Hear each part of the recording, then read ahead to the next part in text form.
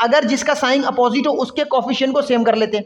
तो मैंने यहाँ पर देखिए मल्टीप्लाई किया है किससे, 3 से, इक्वेशन सेकंड को, सॉरी इक्वेशन फर्स्ट को, क्योंकि यहाँ पर 1 है यहाँ पर 3 है तो इसको 3 से मल्टीप्लाई कर दिया। आप 2 से भी कर सकते थे, 2 से भी करके कर सकते हैं, अगर आपको आता है तो बताइए कमेंट में कि आता है हमें। तो यहाँ पर 3 कर दिया।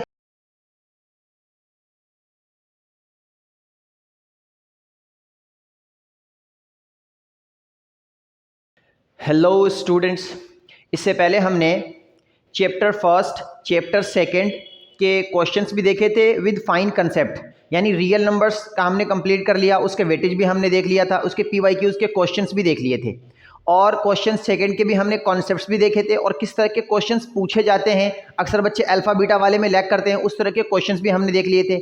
Now today we are going to discuss chapter third, pair of linear equations in 2 variables, and इसके किस तरह के क्वेश्चंस आते हैं वो भी डिस्कस करेंगे। तो उससे पहले कुछ फाइन कंसेप्ट्स देखते हैं, आइए। तो देखिए ये चैप्टर है pair of linear equations in 2 variables, और ये चैप्टर पेपर में 6 मार्क्स का आएगा आपका। अब ये किस तरह से 6 मार्क्स आएगा वो CBSE पे डिपेंड करता है, आइदर वो एक 5 का पूछ ले, एक 1 का पूछ ले, या एक 1 मार्कर, एक 2 मार्कर, एक 3 मार्कर, तो वो इट डिपेंड्स ऑन CBSE, इसमें कोई प्रिडिक्ट कर नहीं सकते। हाँ, जनरली ऐसा देखा गया है कि 3 to 1 का आता है। तो आइए देखिए पेयर ऑफ लीनियर इक्वेशंस। तो इक्वेशन की मीनिंग क्या होती है? तो इक्वेशन उस स्टेटमेंट को कहते हैं जिसमें इक्वालिटी इन्वॉल्व हो, an statement of equality which involve variable and constant. For example, जैसे देखिए यहां लिखा है x इज इक्वल्स टू 5, तो ये x क्या है? वेरिएबल। x उसे कहते हैं जिसकी वैल्यू चेंज होती रहती हो, कुछ भी पुट कर सकते हो, और कांस्टेंट जिसकी वैल्यू फिक्स्ड हो, और बीच में इक्वल का साइन आ गया, तो ये एक तरह का क्या है? इक्वेशंस है ना। ऐसे बहुत सारे इक्वेशंस होते थे, जैसे देखिए यहाँ पे ax plus B is equals to 0, ये भी एक जनरल हो गया कि हमारे पास ये भी क्या एक तरह का इक्वेशन है। तो इक्वेशन में इक्वल का साइन इन्वॉल्व होना चाहिए। नाउ एक वर्ड आ गया यहाँ पे लीनियर इक्वेशन। तो लीनियर इक्वेशन उसे कहते हैं जिसकी डिग्री, जिसकी वेरिएबल की मैक्सिमम पावर 1 होनी चाहिए। फॉर एग्जांपल यहाँ देखिए, यहाँ लिखा हुआ x इज इक्वल्स टू 3, यहाँ हम लिख देते हैं x plus Y is equals to 2। इसमें x की पावर 1 है, यहाँ भी x की पावर 1 है, y की पावर भी 1 है, तो सबकी पावर 1 1 है, तो इसलिए ये क्या है? एक लीनियर इक्वेशन है। अब आगे एक वर्ड समझते हैं, ये कीवर्ड्स हैं, ये आपको क्लियर हो तो मजा आता है चैप्टर समझने में। यहाँ लिखा हुआ है लीनियर इक्वेशन इन 1 वेरिएबल, यानी ऐसा इक्वेशन जिसमें एक ही वेरिएबल होना चाहिए। फॉर एग्जाम्पल अगर मैं ले लूँ यहाँ पर, तो देखिए यहाँ पे लिखा हुआ x या 3x इज इक्वल्स टू 2, यहाँ लिख देते हैं 5y इज इक्वल्स टू 10। तो इसके अंदर क्या है? सिर्फ 1 वेरिएबल है और उसकी पावर कितनी है? 1 है। तो पावर 1 है तो लीनियर, और 1 वेरिएबल है तो 1 वेरिएबल, इसलिए लीनियर इक्वेशन इन 1 वेरिएबल।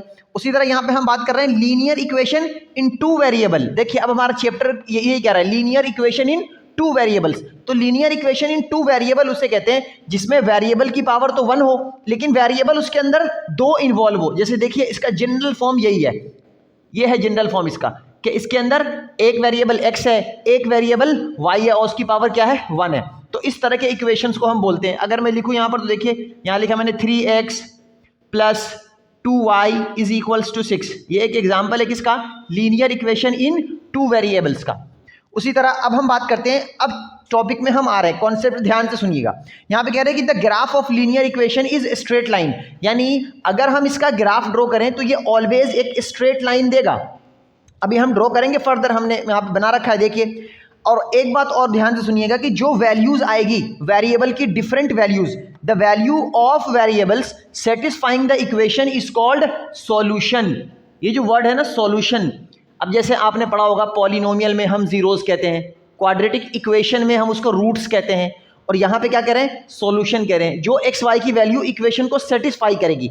अब जैसे देखिए उसको हम क्या बोलते हैं? सॉल्यूशंस। तो अगर हमें ग्राफ ड्रॉ करना है तो उसके लिए हमें सॉल्यूशंस निकालने पड़ेंगे। तो अब देखिए कैसे करते हैं, जरा ध्यान से, यहाँ देखो, इधर देखो, इधर फोकस। अगर मैं, ये हमारे पास एक लीनियर इक्वेशन इन 2 वेरिएबल दिया हुआ है, इससे ग्राफ कैसे ड्रॉ करेंगे? और ये एकदम समझ लो कि सबसे बेहतरीन तरीका है ग्राफ ड्रॉ करने का। बाकी आप कुछ भी आर्बिट्रेरी वैल्यूज लेते रहोगे, ग्राफ ड्रॉ कर पाओगे, लेकिन वो टक्कर खाने वाली बात है, परेशान होगे। सबसे आसान और सबसे सीधा तरीका है, ध्यान से देखिए क्या करना है। हमें क्या करना है कि एक तरफ लिख दिया मैंने यहाँ पर x, और ऊपर में x और नीचे में y। नाउ अब यहाँ पर ऊपर में आप लिख दो 0 और इधर कॉर्नर पे लिख दो 0। अब यहाँ से स्टार्ट करते हैं। देखिए इसका मीनिंग ये है कि इस इक्वेशन में x की जगह 0 पुट करें, तो अगर मैं इसमें x की जगह 0 पुट करूंगा तो ये पूरी वैल्यू कैंसिल आउट हो जाएगी, 0 × 3 0 हो जाएगा। अब देखिए आप y की वैल्यू निकाल पा रहे होंगे, y की वैल्यू कितनी आएगी, 2 डिवाइड में जाएगा तो 3 आएगी, तो मैं यहाँ लिख रहा हूँ y की वैल्यू आ गई 3। नाउ अब इसको लेते हैं, अब y की जगह 0 पुट कीजिए। जब y की जगह आप 0 पुट करेंगे तो ये पूरी वैल्यू खत्म हो जाएगी, 2 × 0 विल बी 0। नाउ अब देखिए 3 से डिवाइड करेंगे 6 को, तो x की वैल्यू क्या आएगी, 2 आएगी। अब देखो हमारे पास कोऑर्डिनेट आ गया, यही सॉल्यूशंस हैं। अगर मैं कोऑर्डिनेट सॉल्व करूं तो x की वैल्यू क्या है 0 और y की वैल्यू क्या है 3। ठीक है, आपको ये क्लियर होना चाहिए। अगर ये नहीं क्लियर समझो, पहले हमेशा x लिखा जाता है बाद में y लिखा जाता है। तो हमने लिख दिया, ये हमारा एक कोऑर्डिनेट आ गया, मैंने इसको मान लिया पॉइंट A। अब इससे लिखिए तो ये हमारे पास x की वैल्यू यहाँ पर 2 और y की वैल्यू यहाँ पर 0, इसको मैंने क्या मान लिया, B कोऑर्डिनेट मान लिया। अब इन दोनों कोऑर्डिनेट्स को हम इन एक्सेस पर दिखाएंगे और इससे लाइन ड्रॉ कर लेंगे। एक स्ट्रेट लाइन ड्रॉ करने के लिए हमें मिनिमम 2 पॉइंट्स चाहिए, हमारे पास 2 पॉइंट्स आ चुके हैं। इन्हीं दोनों पॉइंट्स को हम क्या बोलेंगे, इस लाइन का, इस ग्राफ का, इस इक्वेशन का सॉल्यूशन बोलेंगे। अब देखिए x की वैल्यू 0 और y की वैल्यू 3 कहाँ पर होगी, तो x की वैल्यू 0 कहाँ होती है, y एक्सिस के ऊपर, और y की वैल्यू 3, मतलब ये वाला पॉइंट हो गया हमारे पास। सिमिलरली x की वैल्यू 2 और y की वैल्यू 0, तो x की वैल्यू 2 और y की वैल्यू 0 कहाँ पर होगी, x एक्सिस के ऊपर होगा। अब अगर मैं इन दोनों को मैं मिला दूं, ये देखिए अगर मैंने इन दोनों को ऐसे मिला दिया तो ये क्या बन गया, ये एक स्ट्रेट लाइन आया। तो ये क्या है, ये जो इक्वेशन है ये असल में एक स्ट्रेट लाइन है। ये स्टेट में लिखा है the graph of linear equation is straight line, जो कि मैंने बनाया। एक और एग्जांपल लेते हैं, हमारे पास लिखा हुआ 5x - 3y is equals to -15। अब बात समझ गए होंगे, ऊपर क्या लिखना है x, नीचे क्या लिखना है y, यहाँ पर क्या लिखना है 0, इधर भी क्या लिखना है 0। अब देखिए x की वैल्यू इसमें 0 पुट कीजिए। जब आप x की वैल्यू यहाँ 0 रखेंगे तो ये पूरी वैल्यू नलीफाई हो जाएगी, खत्म हो जाएगी। अब देखिए यहाँ पर ये माइनस से ये माइनस कैंसिल होगा, ध्यान से देखो, माइनस से माइनस, या आपकी अगर आपकी मर्जी है तो आप सॉल्व करके देख लो, या ऐसे ही कर सकते हो, पेपर में ऐसे करने की जरूरत है, कोई जरूरत नहीं सॉल्व करके दिखाने की। ये 0 से माइनस कैंसिल, 3 से डिवाइड होगा 15, क्या आएगा यहाँ पे आएगा 5। नाउ अब y की वैल्यू 0 पुट कर दीजिए। जब y की वैल्यू 0 पुट करेंगे तो ये पूरी वैल्यू खत्म। अब देखिए क्या हो गया, 5 से 15 -15 को डिवाइड करेंगे तो आंसर वुड बी -3। हमारे पास फिर से 2 कोऑर्डिनेट्स आ चुके हैं। एक कोऑर्डिनेट है 0,5 जिसको मैंने मान लिया पॉइंट A, और एक कोऑर्डिनेट है हमारे पास -3,0 जिसको मैंने मान लिया है B। ठीक है ना। अब यहाँ पर इस तरह से भी लिख सकते हो, जैसे पिछले ग्राफ में यहाँ पे 0, को हमने A माना था ना, तो आप यहाँ पर पेपर में अगर आए तो इसको A ऐसे लिख दो कि 0,3 और यहाँ पर लिख दीजिए B 2,0, ये ज़्यादा सही रहेगा। अब देखिए ये पॉइंट्स देखते हैं, x की वैल्यू 0, y की वैल्यू 5, तो वो कहाँ पर होगा, तो यहाँ पर होगा। x की वैल्यू 0, y की वैल्यू 5, ये हमारा पॉइंट हो गया A। x की वैल्यू 0, y की वैल्यू 5। नाउ यहाँ पर क्या है, b की वैल्यू -3 और y की वैल्यू 0, तो वो कहाँ पर होगा, यहाँ पर, तो मैंने लिख दिया यहाँ पर b -3,0। अब क्या करना है, इन दोनों को स्केल रखकर आप मिला लीजिए। यहाँ फ्री हैंड मिला रहा हूँ मैं, थोड़ी सी लाइन टेढ़ी हो जाती है। तो ये देखिए ये हमारे पास क्या बन गया, ग्राफ बन गया। तो अभी क्या हमारे पास pair of linear equations in 2 variable. तो पेयर ऑफ लीनियर इक्वेशंस को हम कुछ इस तरह से रिप्रेजेंट करेंगे, a1x + b1y + c1 is equals to 0 and a2x + b2y + c2 is equals to 0। अब आप देखिए ये दोनों क्या है, एक लाइन की इक्वेशन है। तो इसका मतलब ये हुआ कि असल में 2 लाइन है, 2 स्ट्रेट लाइन है। तो 2 स्ट्रेट लाइन को हम कितने तरह से अरेंज कर सकते हैं, तो 2 स्ट्रेट लाइन को सिर्फ 3 तरह से अरेंज किया जा सकता है। अगर आपको समझना है तो आप इसको और अच्छे से समझने के लिए 2 स्टिक ले लो या 2 स्केल ले लो, और उन दोनों स्केल को आप सेट करके देखो। स्ट्रेट अगर आप करके देखोगे तो या तो लाइन ऐसे आएगी, एक दूसरे क्रॉस करेगी, या तो लाइन बिल्कुल पैरेलल आएगी, या एक लाइन एक के ऊपर ही आएगी। इसके अलावा कोई तीसरी कंडीशन पॉसिबल नहीं है। तो देखिए यहाँ पर लाइन एक दूसरे को इंटरसेक्ट कर रही है, और एक बात और समझिए, जहां पर लाइन एक दूसरे को इंटरसेक्ट कर रही है, यही पॉइंट, इस पॉइंट का जो कोऑर्डिनेट होगा वो इसका सॉल्यूशन कहलाता है। और इसके पास कितने सॉल्यूशन है, एक जगह इंटरसेक्ट कर रहा है तो एक कोऑर्डिनेट होगा, तो एक ही सॉल्यूशन होगा। यहां पर ये एक पॉइंट पर भी इंटरसेक्ट नहीं कर रहे तो इसके पास एक भी सॉल्यूशन नहीं होंगे। अब यहां पर देखिए ये 1, 2 बहुत सारे, बल्कि इनफाइनाइट पॉइंट्स है। मैंने बस समझाने के लिए कुछ डॉट्स लिए हैं तो यहाँ पर इनफाइनाइट पॉइंट्स पे ये एक दूसरे को टच कर रहे हैं, इसलिए यहाँ पर इनफाइनाइट सॉल्यूशंस होंगे। अब इसको ग्राफिकल मेथड में हम कैसे समझेंगे? क्या ये लाइन खुद ही बोल देगी? अब लाइन इस फॉर्म में है तो दिख रहा है, लेकिन अगर लाइन ना दिखे, लाइन हमें इक्वेशंस की फॉर्म में हो, तो लाइन खुद थोड़ी बताएगी कि हम इंटरसेक्टिंग है या हम पैरेलल हैं या हम कोइंसिडेंट है। तो उसको जज करने का क्या तरीका है, उस मेथड को समझते हैं। अब जरा सुनिएगा, जैसे मेरे पास एक इक्वेशन है यहाँ पर x plus 2y plus 1 is equals to 0 और 3x plus 4y minus 10 is equals to 0। अब अगर मुझे इसको चेक करना है तो देखिए, हम यहाँ पर a1 बाई a2 निकालेंगे, यानी इसका कॉफिशिएंट x का और इसका x के कॉफिशिएंट, इन दोनों का रेशियो। तो देखिए इसका 1 है, इसका 3 है, तो 1/3। y का देखिए यहाँ पर 2 है और यहाँ पर y का 4 है, तो कितना 2/4।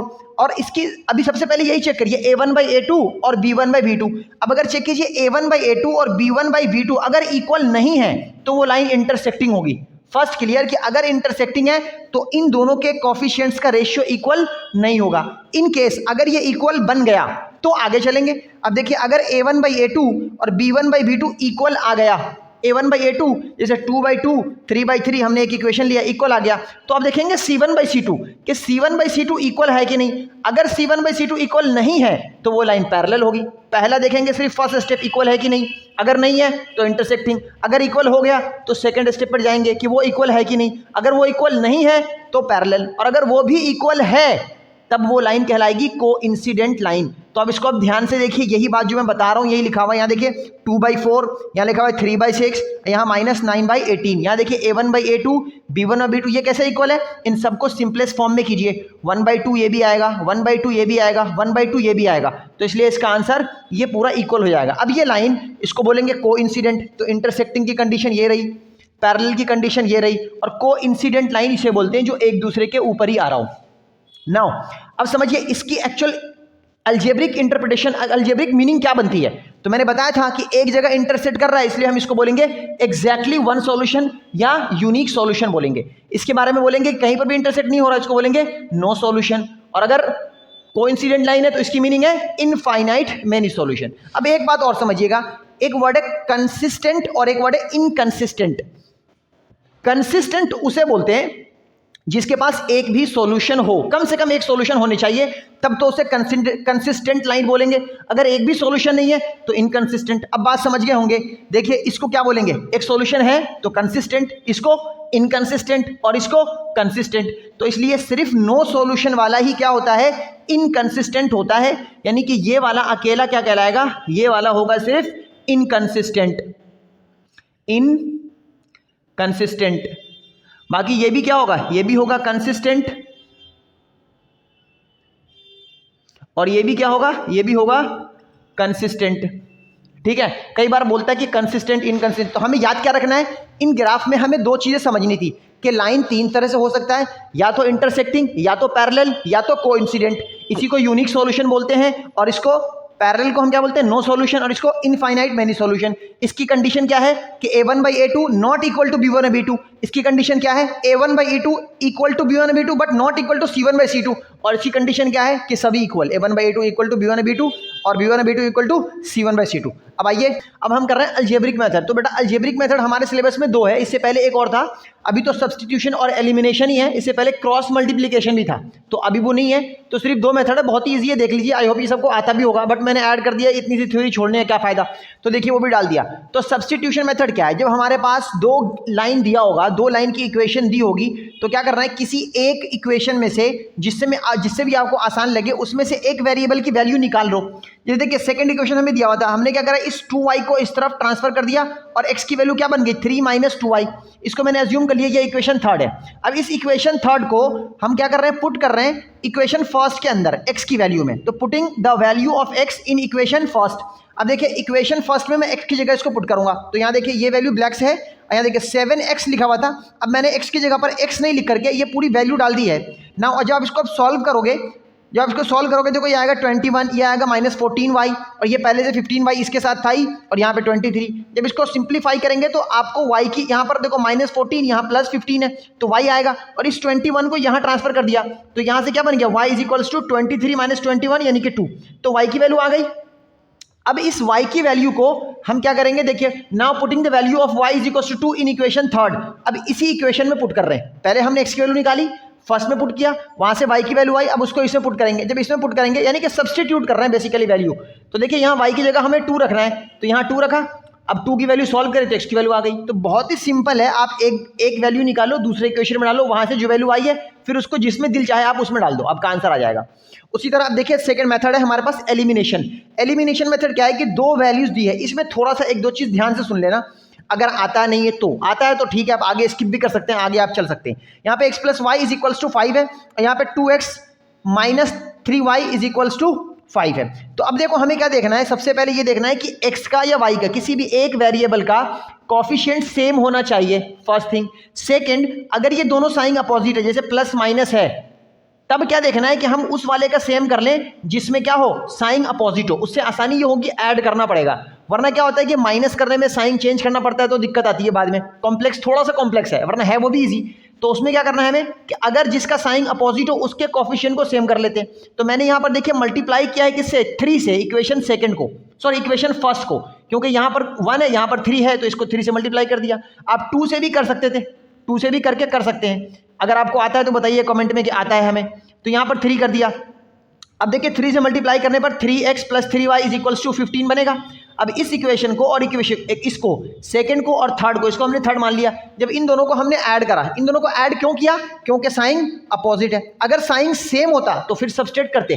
तो देखिए साइन अपोजिट है, ऐड कर दिया, ऐड करने से ये वैल्यू क्या होगी, कैंसिल आउट हो जाएगी। और यहाँ पे क्या है 3x, यहाँ पर 2x, तो कितना आएगा 5x, और 15 प्लस 5 यानी कि 20। इसको सॉल्व करेंगे, सिंप्लीफाई करने पर x की वैल्यू 4 आ गई।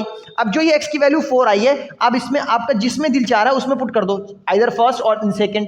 तो हमने फर्स्ट में पुट करा x की वैल्यू, जब x की वैल्यू फर्स्ट में पुट करें, x की वैल्यू 4, तो देखिए ये 4 यहाँ ट्रांसफर होगा, तो y की वैल्यू 1 आ जाएगी। तो इस तरह से हमने देख लिया कि सब्स्टिट्यूशन कैसे करते हैं और एलिमिनेशन मेथड कैसे सॉल्व करते हैं। अब चलिए आगे चलते हैं, अब क्वेश्चंस लेते हैं। तो देखिए हमारा फर्स्ट क्वेश्चन है कि find the value of k for which 3x plus 2y plus 5 is equals to 0 and x minus ky is equals to 2 has unique solution।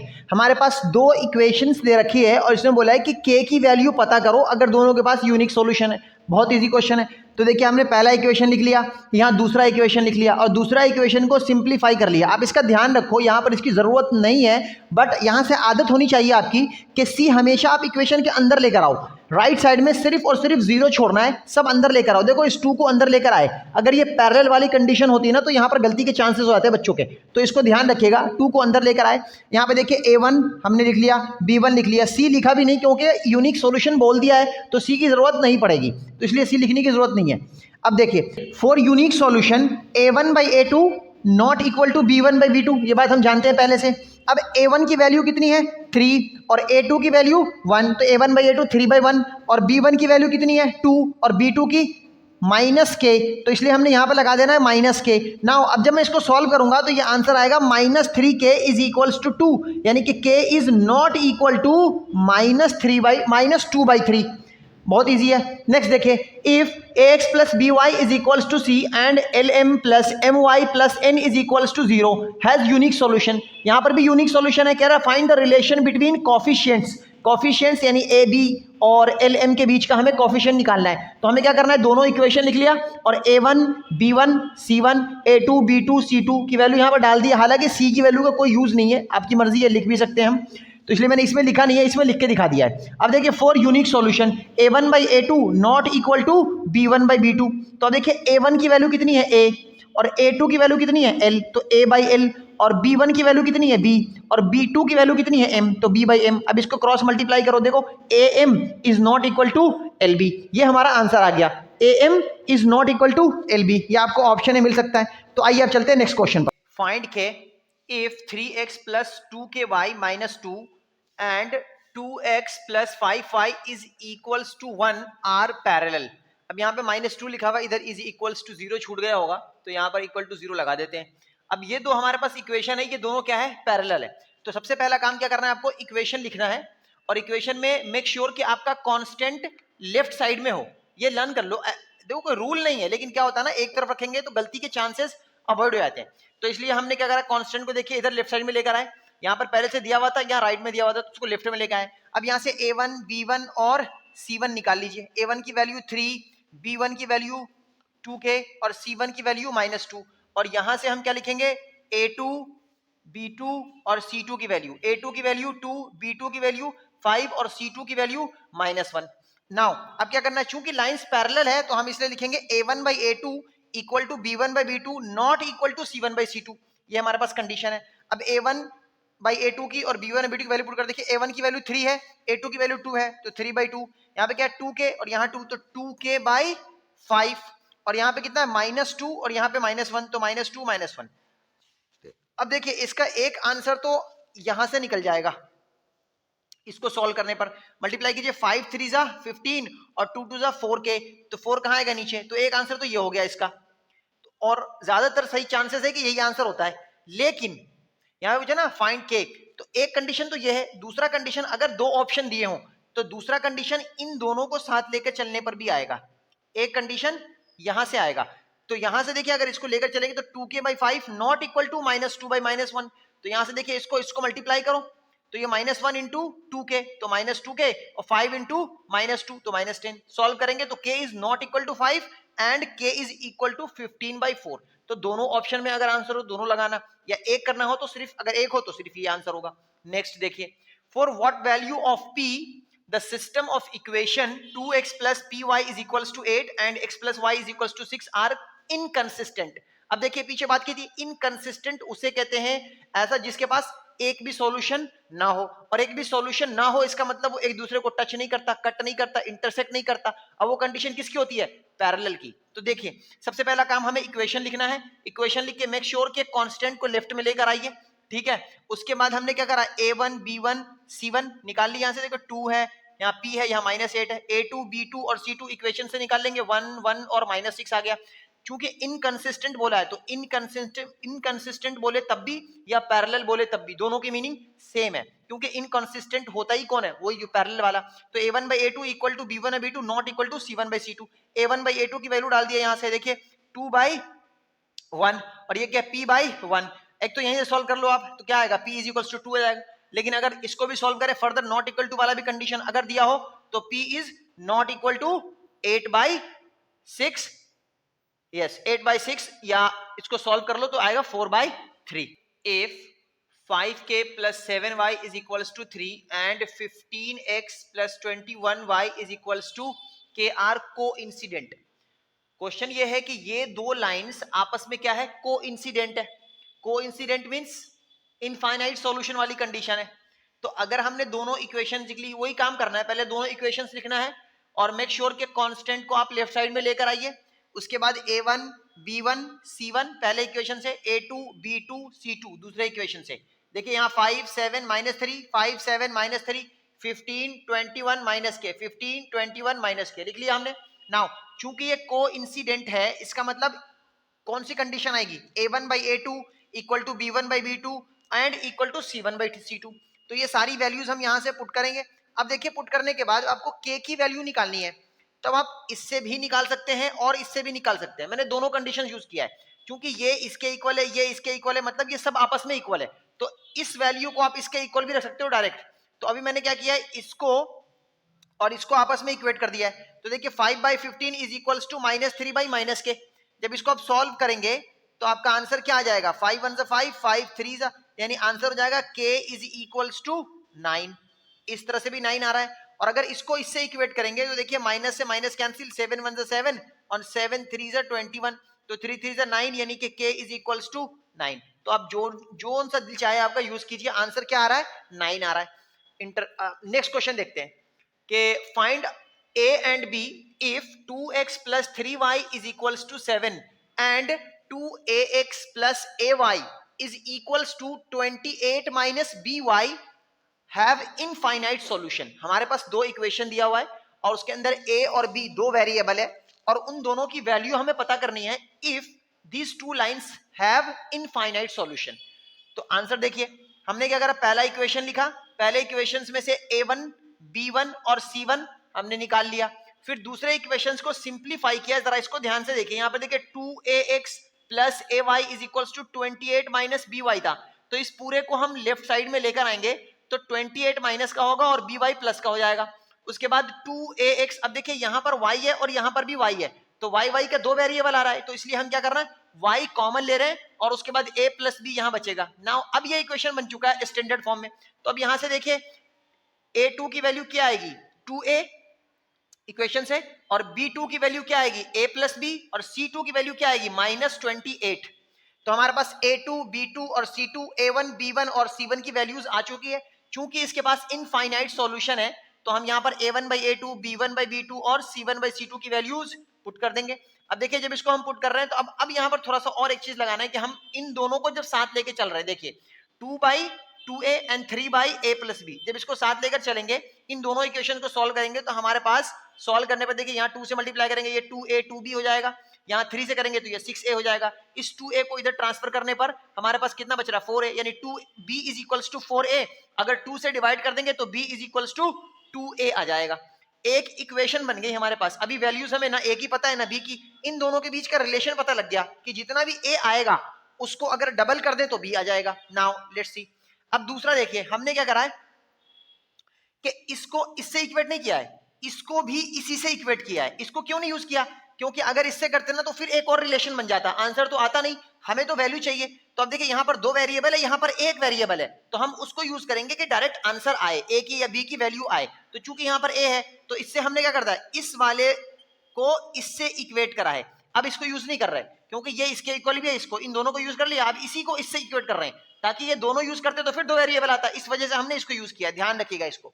अब जब इसको सॉल्व करेंगे तो देखिए यहाँ पर 2 अपॉन में 2a है, यहाँ -7 बाई -28 था, 2 से 2 कैंसिल तो यहाँ 1 बाई a बच गया, यहाँ पर 7 1 7 7 4 28, तो यहाँ पर 1 बाई 4 हो गया, माइनस से माइनस कैंसिल। अब इसको यहाँ मल्टीप्लाई कीजिए, इसको यहाँ, तो a is equals to directly क्या आ गया आपका 4। अब चूंकि a की वैल्यू आ चुकी है तो अब इक्वेशन फर्स्ट में पुट कर देते हैं, तो पुटिंग इन इक्वेशन फर्स्ट, तो a की वैल्यू जो हम यहाँ 4 पुट करेंगे तो we will get b is equals to 8।